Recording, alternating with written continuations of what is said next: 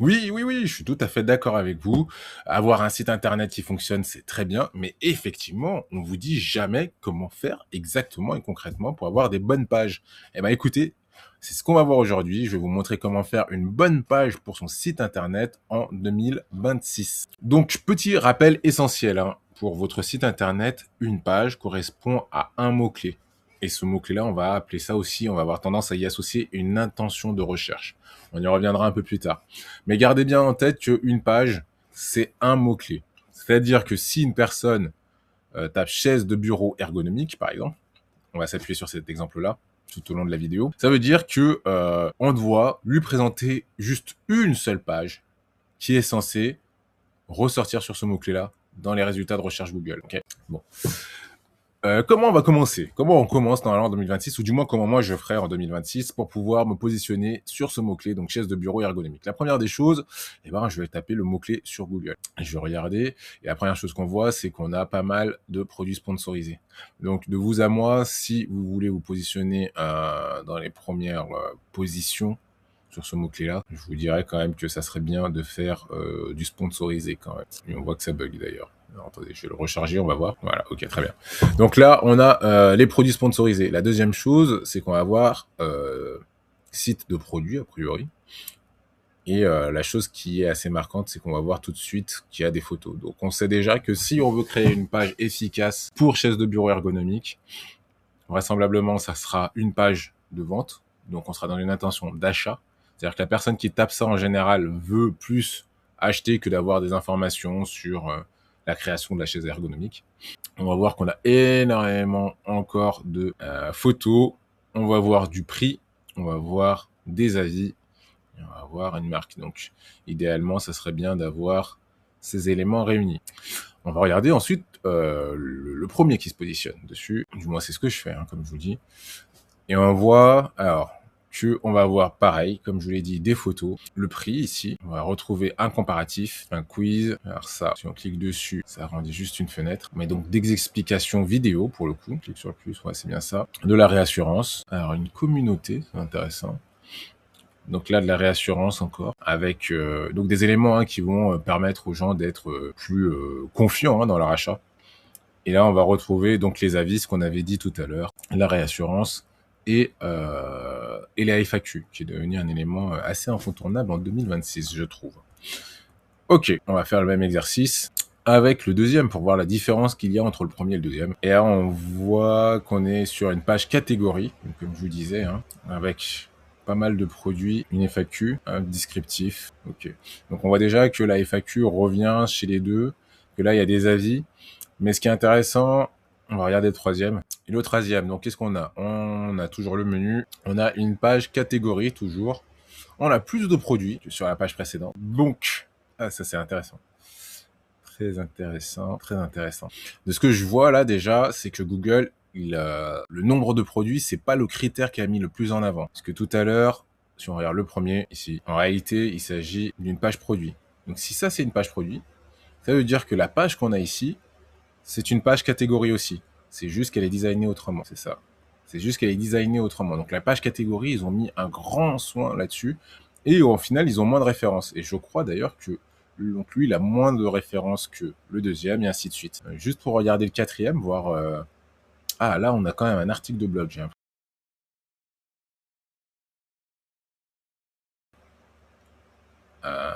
Avec de l'affiliation. Et on retrouve la FAQ. La FAQ qu'on ne retrouvait pas chez le troisième. Donc voilà, donc là, des idées de ce qu'on peut faire, enfin de l'étude des concurrents. Très bien, donc on a vu tout ça. Moi, ce qui va m'intéresser maintenant, c'est de commencer un peu à reprendre les éléments clés. Donc, pour ça, je vais utiliser l'outil Whimsical, qui est un outil gratuit pour le coup. Hop, je vais ici créer un espace de design. Et on va regarder tout simplement ce que les concurrents ont fait. Donc ici, on va avoir le menu. Et donc, hop, est-ce qu'ils ont quelque chose pour le menu? Non, il n'y a pas. Donc, on va faire du texte. Texte bloc. On va plutôt partir là-dessus. On va partir là-dessus. Ouais, on va faire ça comme ça. Si je le fais comme ça, hop, on va dire que c'est ça qui va nous servir de menu. c'est un schéma, hein. C'est un schéma. Il y a probablement mieux à faire, hein. N'hésitez pas à me le dire d'ailleurs dans les commentaires s'il y a mieux à faire. Donc ici, on a le menu. Ce qui est intéressant, c'est qu'ils ont mis ici des éléments de réassurance. Et ils les ont mis assez haut d'ailleurs, hein, on notera. Moi, ce que je note aussi, c'est les étoiles. Est-ce que j'ai des étoiles ici? Tac, tac, tac, sidebar, tool, stars, voilà. Donc on voit que ici ils ont mis des étoiles assez haut. Ils ont mis des éléments de réassurance, comme je disais. Donc on peut imaginer du texte. Là, on va mettre X, X, X, tac, tac. Ok. CTRL C, CTRL V, hop, on en remet ici, hop, là, et je vais le faire encore ici. Je vais essayer d'espacer tout ça correctement, et je vais mettre un petit logo, un petit cercle, voilà, un petit cercle, ça sera pas mal. Bon, hop, tac, hop, là, on le met là, et le dernier, on va mettre là. Ensuite, donc ce qu'on voit et qui est assez intéressant ici, donc on a le fil d'Ariane, on peut le mettre, donc accueil slash, je sais pas moi, chaise, on va dire. Vraiment pour se donner une petite idée du schéma.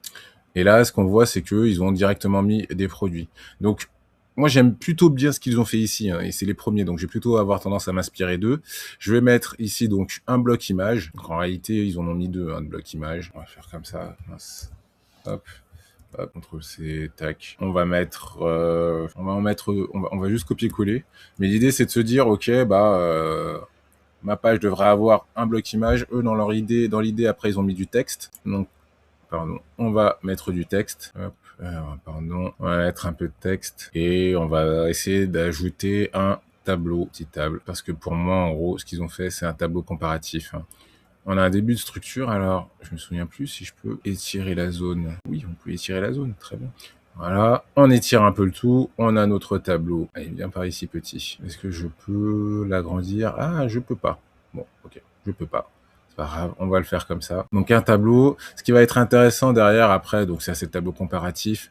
On peut rajouter d'autres éléments de réassurance si vous voulez. Allez, on va le faire. On va se mettre 2-3 images pour dire qu'on se fait un tableau de réassurance derrière. Hop, tac, tac, et tac. Bref, vous avez compris l'idée. Et derrière, moi, ce qui va m'intéresser, ça va être la FAQ. La FAQ qui était assez importante, vu que c'est quelque chose qui est revenu. Donc, on va le faire comme ça, hein. On va mettre... est-ce qu'on a une section titre? Ok, très bien. Donc, on va se refaire un petit lorem ipsum. Il est où déjà? Pardon. Là, hop, on va le mettre comme ça. Est-ce que je peux changer là-dessus? Pas spécialement. Ouais, je peux pas trop le changer. Ok. On va le faire comme ça. Il faudra bien garder en tête que c'est un titre. Alors malheureusement, ainsi je peux le convertir en texte. Ça nous fait un titre là. On va enlever ça. Hop, loupé. Et bien entendu, il nous faudrait un titre là. Alors, je le fais comme ça à l'œil, hein. Ce qu'il faudrait faire, c'est regarder là, ici, combien de titres ils ont. Vous n'allez pas le voir normalement, qui me permet de le définir, qui s'appelle Detail SEO. Et je peux voir que, en réalité, ils ont 1, 2, donc ils ont quand même beaucoup de titres en réalité. Ils ont au moins un H1, 2 H2 et 3 H3. Donc c'est vraiment la hiérarchie des titres qu'il faudra prendre en compte pour les faire. Mais voilà, dire déjà qu'avec ces éléments-là, donc on mettrait autant de produits que nécessaire sur la page. On mettra l'élément tableau comparatif qui a l'air d'être assez important, de réassurance, et ici une partie FAQ. Je pense que c'est le minimum qu'il faudra. Donc alors après, en réalité, vous allez peut-être me dire, oui, mais moi si j'ai plus de produits, on reprendrait la même structure, hein. On mettrait le nombre de produits qu'il faut, on mettrait de la réassurance. Alors vous pouvez aussi changer le design, hein, et mettre la réassurance, juste peu importe. Mais c'est des éléments qui devront être présents, quoi. De la réassurance, donc avec les avis, la garantie, etc. Donc la livraison. Il faudra avoir les produits, il faudra avoir un tableau comparatif, d'autres éléments visuels et au moins la FAQ. Donc ça, c'est la première base. Maintenant, c'est vrai qu'on est en 2000. Peut-être qu'il y a une autre manière de faire. Et je vais vous montrer ça de suite. Restez bien jusqu'à la fin. Hop, je vous coupe juste un instant pour vous dire que si vous appréciez ce contenu, si vous êtes toujours là en train de le regarder, eh ben, likez-le, commenter. C'est ce qui va m'aider à avoir plus de visibilité. Ça me donne de la force. Donc, vraiment, faites-le. Ça me fera énormément plaisir et ça m'aidera à créer du contenu prochainement. Alors, autre méthode, mais je tiens à dire quand même que ce que je vous ai montré tout à l'heure, c'est quand même quelque chose que je ferai parce que je considère que l'étude concurrentielle, elle reste essentielle. La deuxième chose que je ferai, effectivement, c'est d'utiliser un outil comme Reloom.io. Il en existe plein hein, sur le marché. Vous pouvez peut-être même le faire avec ChatGPT d'ailleurs. J'ai demandé à ChatGPT de me faire un prompt. Donc, vous pouvez voir ici. Donc, tu es un expert, etc., etc. Je veux que tu me crées une page sur chaise ergonomique. Et là, en l'occurrence, il a généré le prompt qui va bien. Je lui ai demandé de se positionner comme un expert en SEO. On va regarder ici, on va mettre la langue française. Je sais pas du tout ce qui va sortir pour le coup, mais on va voir, on va découvrir ça ensemble. Ça fait longtemps que je l'ai pas utilisé. Mais à l'époque, je considérais que c'était quand même plutôt un bon plan. Alors ça y est, il a fini, il a généré donc ce plan. Donc c'est vrai que là, je me rends compte que c'est pas forcément le plan optimal hein, pour lui.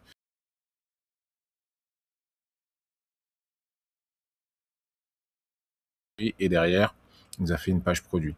On est sur la version gratuite, hein, je tiens à le préciser.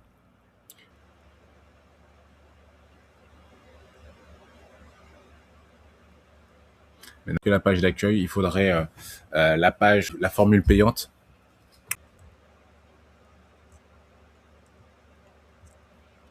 Donc effectivement, hein, pour avoir la version, pour voir ce qu'il propose sur les pages catégories, il faudrait la version payante. Mais on peut déjà entreapercevoir quand même certaines choses et on va s'inspirer aussi sur la page d'accueil. Donc là, on voit que ici, il va nous mettre donc un gros visuel fort. Vraisemblablement, il partirait pas tout à fait là-dessus. Il partirait sur du texte ici. Après, un visuel. Là, il ferait une descriptif de la fiche. J'imagine que là, c'est la réassurance, les produits, des éléments visuels, etc., etc. Et on peut le voir ici hein, sur la sitemap. Ici, il nous le met hein, globalement ce qu'il a mis. Donc, une section héros.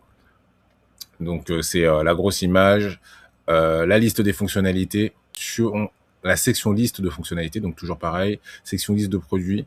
Alors, un retour d'expérience, plutôt de mettre la liste des produits le plus haut possible. Vous pouvez faire une...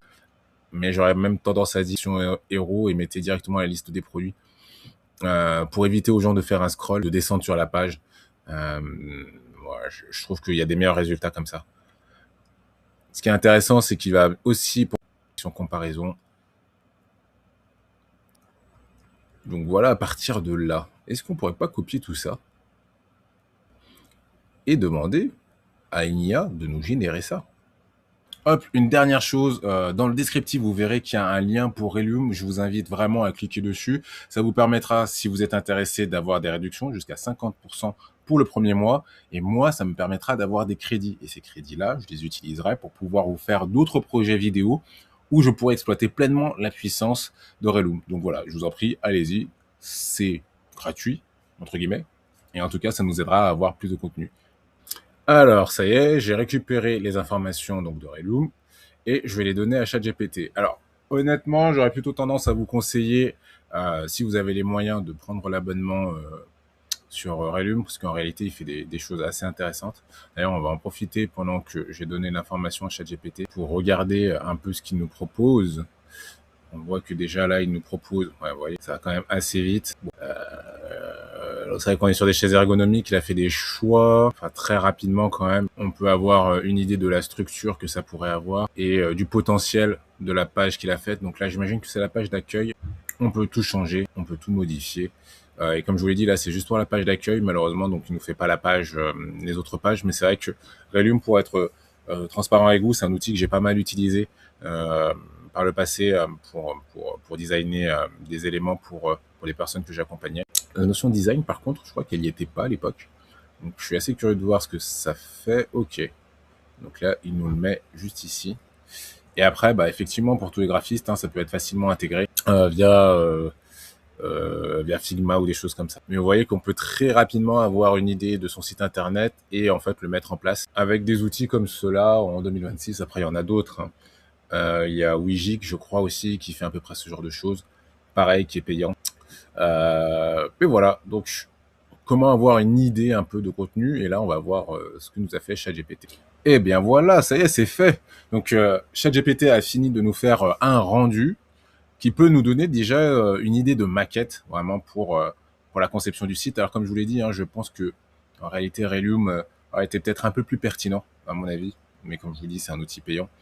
Mais pour ChatGPT, voilà, ce que j'aime bien, c'est qu'on retrouve déjà les produits, comme indiqué. On va retrouver le tableau comparatif. On va retrouver un peu de réassurance et on va retrouver la FAQ, qui sont des éléments essentiels. J'ai quand même voulu faire le test avec Gemini pour voir comment lui il réagissait, hein, tout simplement.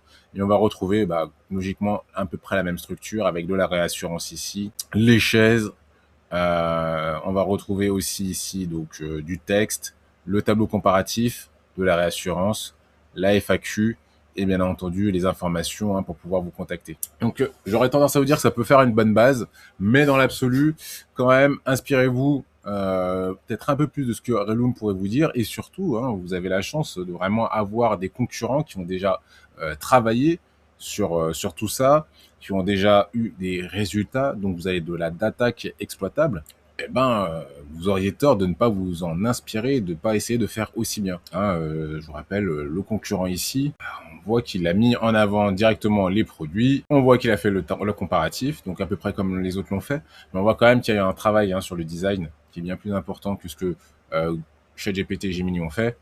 Ils ont mis des explications sur le produit avec des vidéos, donc là aussi je vous conseillerais de le faire, encore de la réassurance et les avis qui sont essentiels. Donc voilà, avec la FAQ, pardon, bien entendu, la FAQ et les coordonnées.